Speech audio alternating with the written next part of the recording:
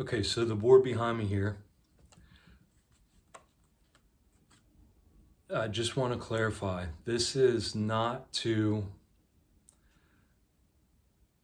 focus on my journey, focus on my mother, or any of that. This is to remind us of how we got to where we are, to build that empathy within inside of us so we can hold it for others. To realize that these systems, these abusive systems of control, have literally raped us of our birthright from day one.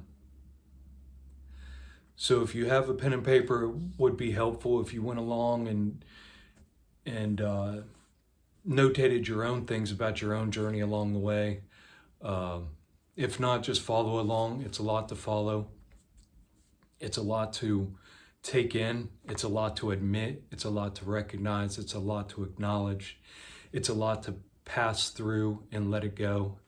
It's a lot to understand and empathize with. But this is the reality of the majority of Americans. I'm sure most of the world, in your own ways. We're going to show how we were born, and then by the time we exited high school or at our late teens, coming into adulthood, how by that time, through societal conditionings, cultural norms, we have literally misused and abused and traumatized pure, innocent souls into what a lot of people call NPCs and narcissists. Because I was a narcissist. Once you get to this point, when you get to that point and you go through all this, your only choice to survive is to shut down and be reclusive like an introvert would do, which I was an introvert. I just didn't have a choice. I was forced into the position of being an extrovert and learned that that's what made my mother happy. And then I took that character on and did my thing. And so for us extroverts, narcissism is the only way to cope.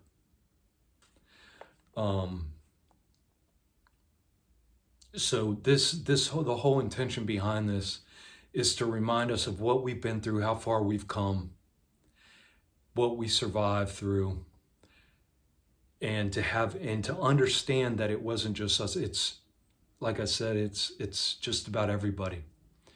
It's intentional, and it's very sad and evil. So we'll start, before we go into all this, we're going to start with the definition of abuse. To abuse is to misuse. It means to violate, to deceive, to impose on, to treat rudely, improper treatment, to defile. Defile, the definition of defile, is to make impure, to make unclean, to corrupt. Now, under the definition of abuse was to violate. Violate means to do violence to treat roughly, to desecrate, to dishonor, to outrage or defile by force, to sin against. And I won't even read that last one. All of this creates trauma. Trauma is a lasting emotional, psychological, or physical response to deeply distressing or life-threatening events that overwhelm an individual's ability to cope, often causing helplessness, fear, and long-lasting negative effects or functioning. It stems from things like abuse, natural disasters, war, etc. Okay, so in 1979, I was born. I was born innocent, pure, beautiful, and perfect, just like you. I was born to teenage parents. You can only imagine what that means. Teenage parents hadn't figured out their own life, just got out of the indoctrination centers. Actually, I think my mom and dad were both still in high school. Yeah, I'm pretty sure they were. So still in the indoctrination center and giving birth to new slaves. I was born into a hospital. If you guys haven't watched my videos on my writings on love, I suggest under my playlist, my writings on love. It would be very helpful to go back and take a look at that video, and you'll understand what born in a hospital means and how that is abusive and causes trauma. Registered into slave systems through the birth certificate and the Social Security number.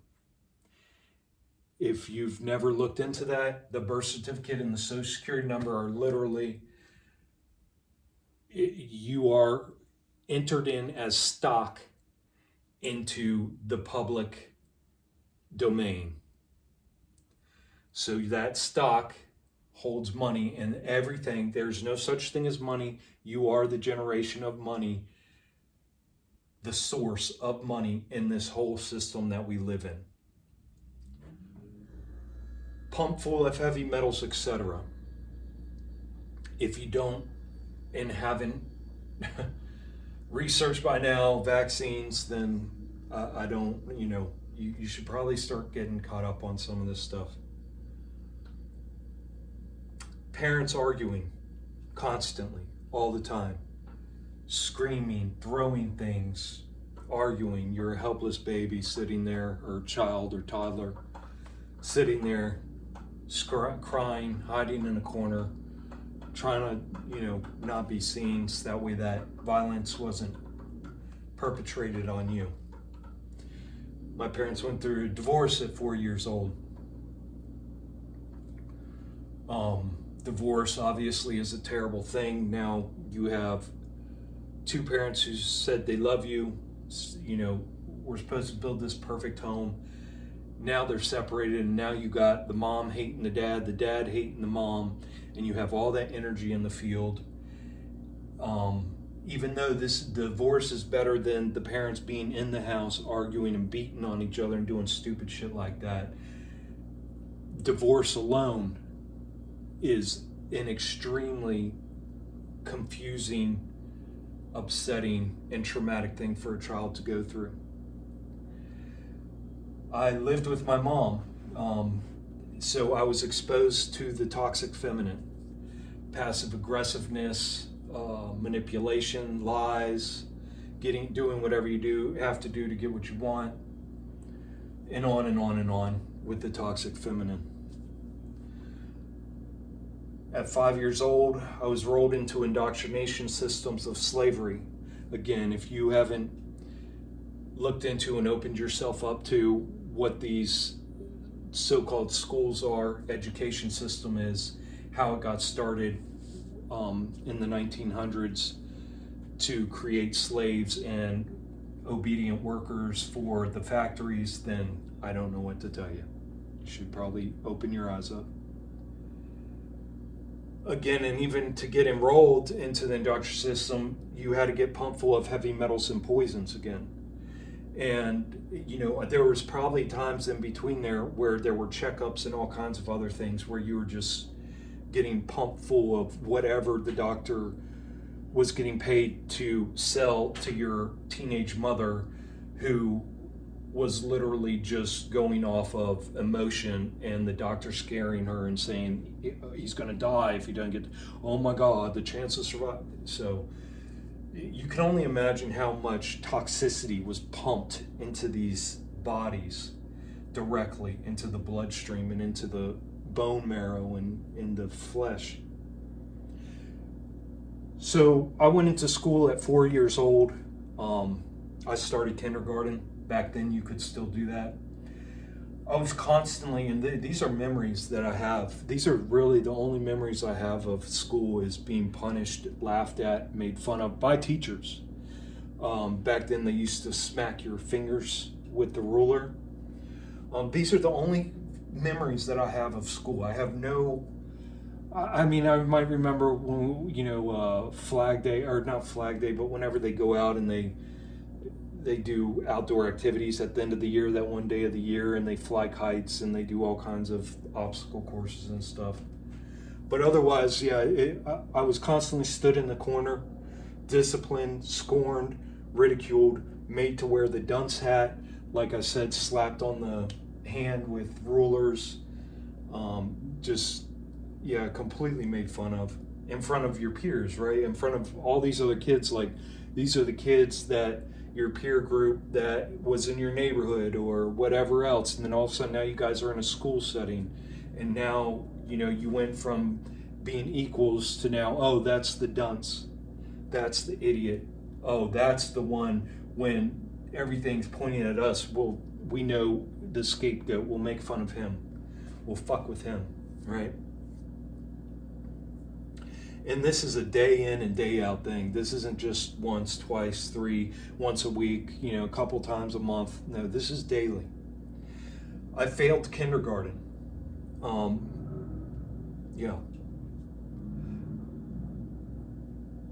Right around that time, so 5, 6, 7 years old. No, I had been about 4 or 5. I was getting major bacterial infections and reinfections on my feet, so bad to where I literally had, like, you could measure it, how thick the skin was coming off. I couldn't even walk on my feet.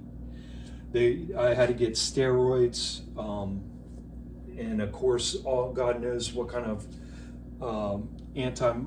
antibiotics they pump me full of, which kills everything good in you. And this is right after getting, probably being pumped full of the heavy metals. Then they put that antimicrobial, what is it? You know what I'm saying. So you guys might have had major ear infections. You might have dealt with this, that. I also dealt with migraines my whole life. So not good, constant doctor's visits. And then I dealt with night terrors, sleepwalking. I know a lot of kids that dealt with night terrors.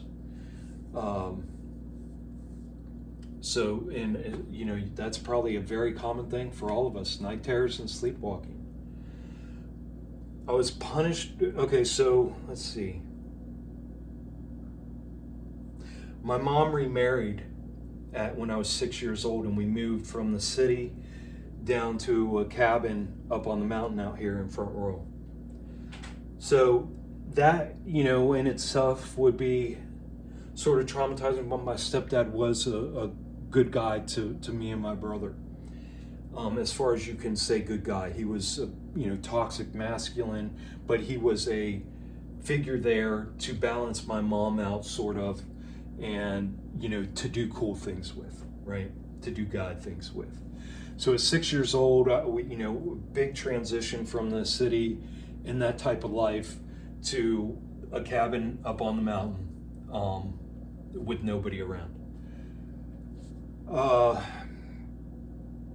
The first year or two, so like 6 years old, 7 years old, maybe the beginning of 8 years old, everything was, pretty good. I guess my mom and stepdad were riding that high, of just being married. And I think they had, by that time, probably my mom had already given birth, or, probably gave birth to my first little sister.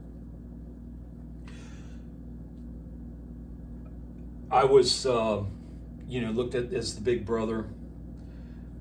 I was punished with beatings, soap in mouth, verbal abuse, psychological and spiritual abuse, obviously emotional abuse, things thrown at you, just the whole 9 yards. All of us not all of us, but most of us who grew up in the 80s and 90s dealt with these types of punishments. Mine were all the time, because as I said, by this time or even before, whether I was born like this or not,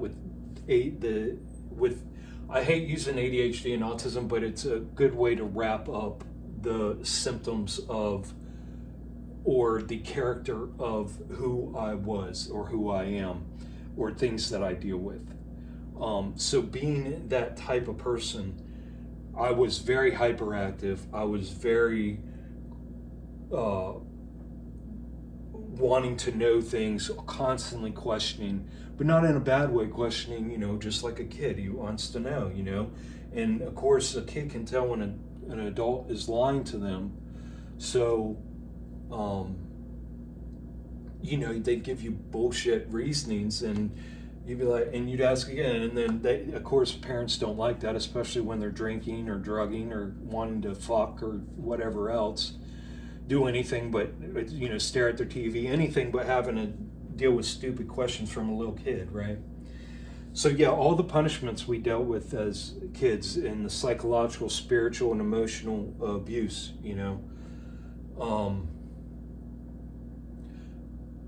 So right about the 8 years old is when, the high that my stepmom and dad, or stepdad and mom, were coming down from. They just had their other kid. Who knows? My mom probably was going through postpartum depression. But things started getting really, really bad. Way worse than I could ever remember with my, as a young child when my dad was there. Because my mom also, also at this same time when my mom married my stepdad, Christianity was brought into the picture. We were non-religious, prior to that. I think my mom's parents were Catholic or whatever. But it doesn't really matter. Either way, we didn't practice any kind of religion in the house until she got with my stepdad, and then Christianity was brought into the house. Now we had a whole new set of rules. The whole thing about, accepting Jesus as your Savior, you're going to hell. So the whole concept of hell, all of that got introduced right in at this time. So, the abuse was bad. My mom would come to me because they would get into hours-long arguments of just holes being punched, doors being broken. You could hear people being pushed against the wall,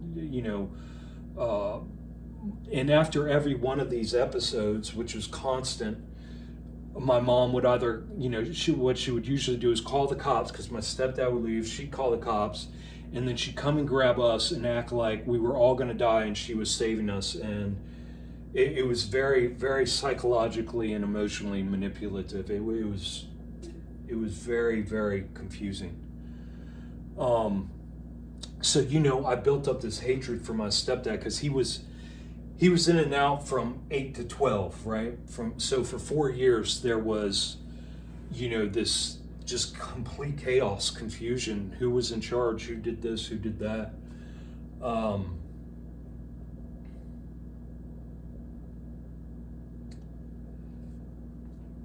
And so my mom would play this victim, and my mom always called me her little man. That was my nickname since, probably since my brother was born or before then. My brother's 2 years younger than me. She called me her little man. That was my nickname. And then, of course, after all, she got remarried, had another kid. I was, and my stepdad left, right, and was in and out. I was the head of the house. I was not the head of the house. I'm sorry. My mom was the head of the house. I was the man of the house at 8 years old when my stepdad wasn't there.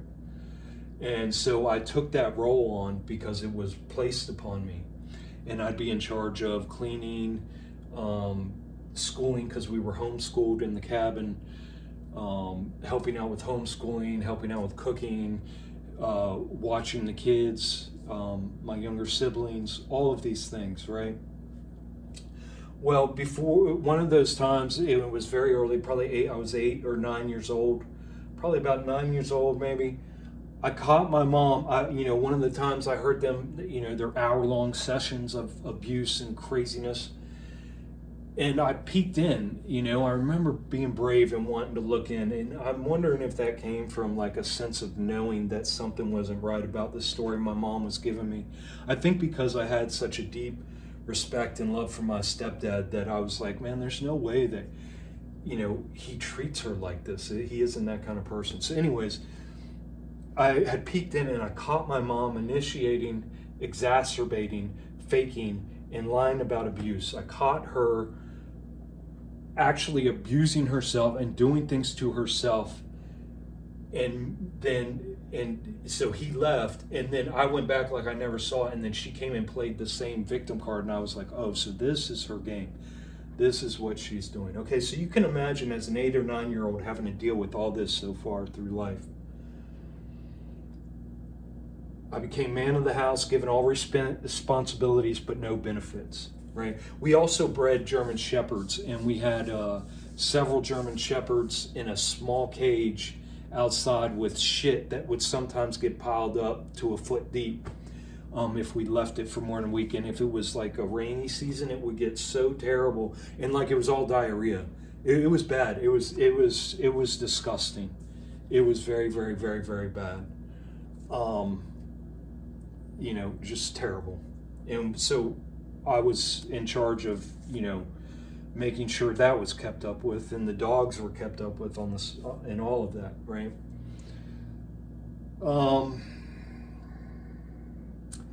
So in between those 4 years of 8 to 12, when my stepdad was coming in and out, okay? And remember, guys, this isn't about my journey. You're looking at your journey, and you're, through your heart space, understanding and relating to everybody else that you're calling an NPC or a narcissist, and think that, and just writing them off, right, as being, soulless or non-human, or just, demon possessed, or whatever else. This is how it happens. This is how you go from pure, beautiful, perfect, innocent soul to that, okay? And if you haven't watched my videos on that, I go into so many details on so many videos and break it all down on what it means to be an innocent, pure, beautiful, perfect soul, what it means, for all of this stuff. So during that 4-year period from 8 to 12, my mom gave birth to another child, my other sister. So I now had 3 younger siblings. Throw another child in the mix, because they gave it one more shot. Why do people have kids? They have kids so that way they can try to make something that loves them back, like unlike anything else that does. And that's why people have kids. And also, and there's many other reasons, all selfish, and I have videos on that too, of why people have children. My mom went into a huge depression, very big depression. I was probably about 11 years old, 10, 11.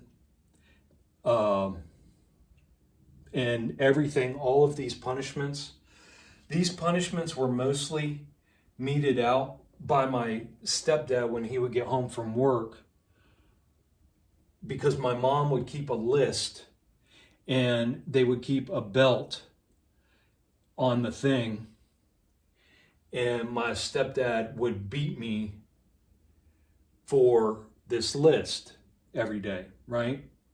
And after so long, I can't tell you how long, but after a few times or several times, or however long it was, he realized, wait a minute, this isn't right. This kid's a good kid. I mean, and these things that I'm beating him for. So I remember he at first, my mom was allowed to be in there. Then he said, okay, you're not allowed to be in there anymore. And then he would just beat me lightly, right? And then it got to the point where he wouldn't even hit me anymore. He would hit the bed. and make it see, and he'd be like, just scream whenever I hit the bed. And so this is the kind of craziness that we went through, right? So my mom went into a huge depression. I mean, way deep depression, like stuck in bed, you know, only get out to go to the bathroom, or, you know, and that was really it. I mean, I remember taking her water and food and everything else. I ran away at 12 and took my brother with me. And we ran away. I coordinated it with my stepdad. And if any of y'all know how hard it is to make a phone call back in the 80s, actually that was like 1991. That was not easy, because he was up in Maryland, and I had to give him a call and coordinate with him to meet him with my brother at 12 years old at the bottom of the mountain. So we got away. That was something else. I remember that was the first time I can remember getting drunk, was over there, because he had moved in with this other woman that had kids, and they had this big party while we were there. And yeah, I got trashed. That was my first time, and I realized that's the first time alcohol got a grip on me, because it was the only thing that numbed the deep, dark sadness and pain that was living inside of me, that I didn't know what it was, or that it was inside of me, or how to get it out, or anything else. The cops brought us back a week later. You can imagine how scary and devastating that must have been. When they brought us back, the physical, psychological, emotional, and spiritual abuse got way worse for me. Way, way, way bad. You're talking about an unhinged mom in the cabin in the woods, where there was no accountability. She could do anything she wanted, and she did.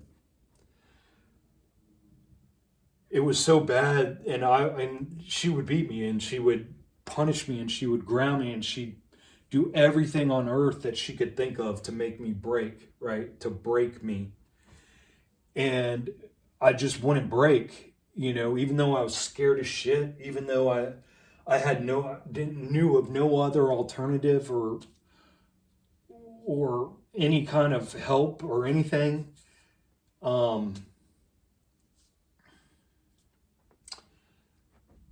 So what she would do is she would use these pastors as the physical male presence to break me.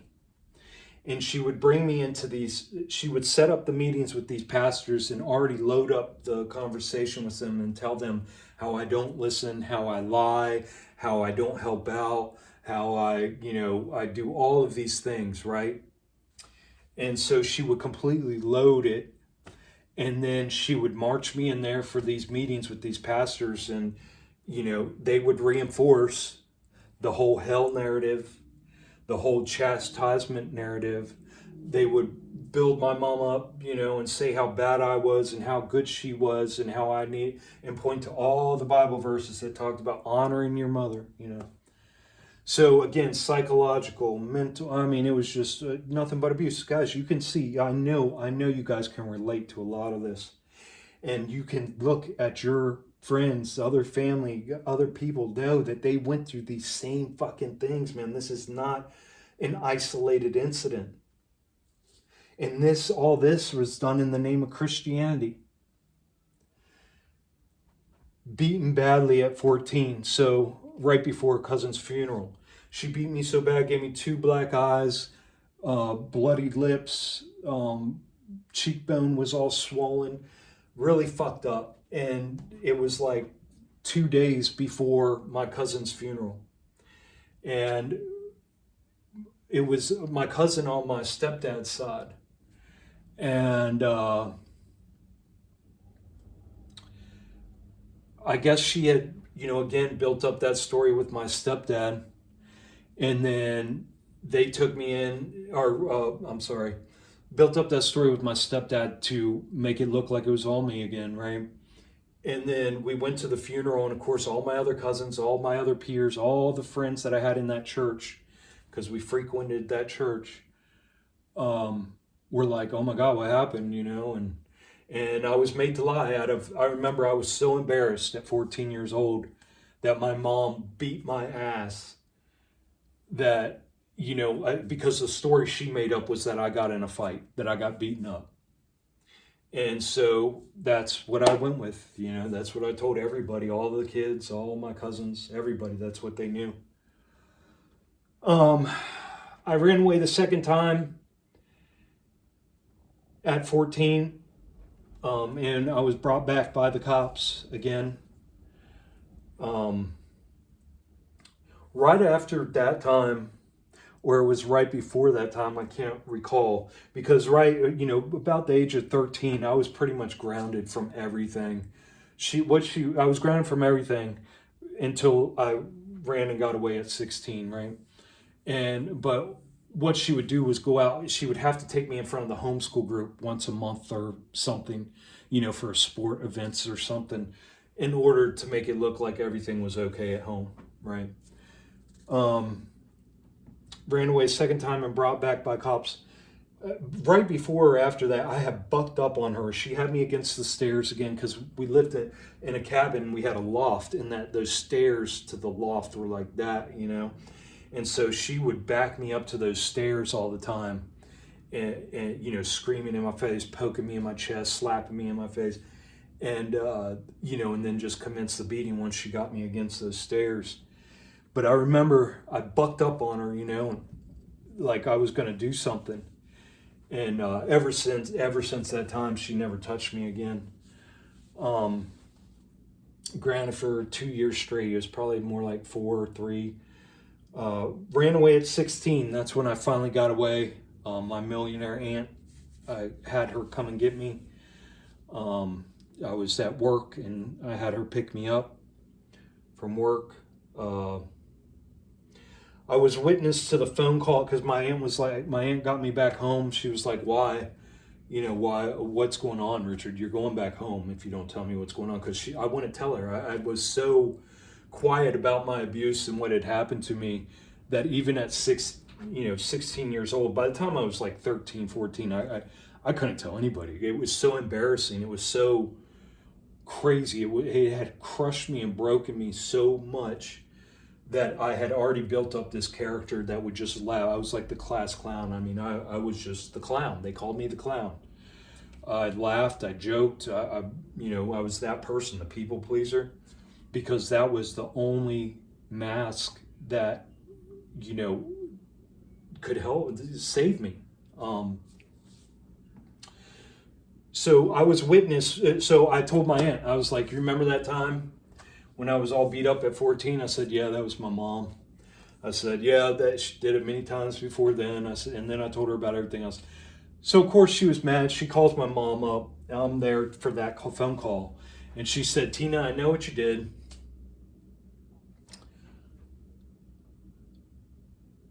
If you try to get him back, you're going to regret it. And that's all that was ever said about any of that. It was never dealt with. I never went to a therapist. I never got to talk about anything. I never got to get anything out. I never got to anything.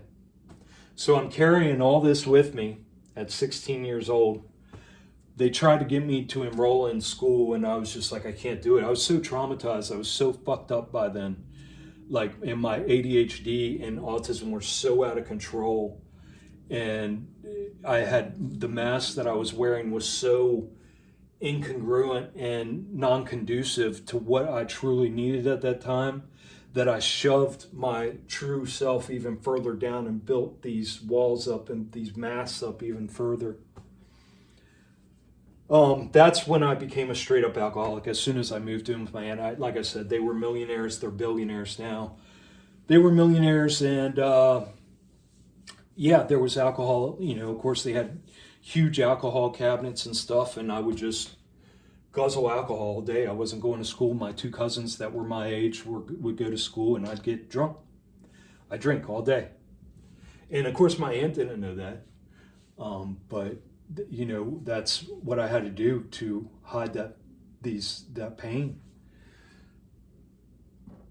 I was gaslit by these millionaires. Like, they would constantly say to me, you have so much potential. Why don't you do this? Why don't you do that? You only hold yourself back. Do what you love. Be happy, right? All of these things completely gaslit by these millionaires, these very successful people, right? That you look up to and you're like, oh, okay, they got all the answers. And so just further drove that stake into that pure soul, letting him know he wasn't enough and that there was no excuses for not being better. Fighting drugs, alcohol. So I was gaslit by these millionaires at 16. I think I was still 16. I was only there, maybe there for about 9 months, 10 months. And I got into trouble, and so I moved in with my other aunt and uncle for a few months, and then I got in trouble, and then I just moved out on my own at 17 with a buddy.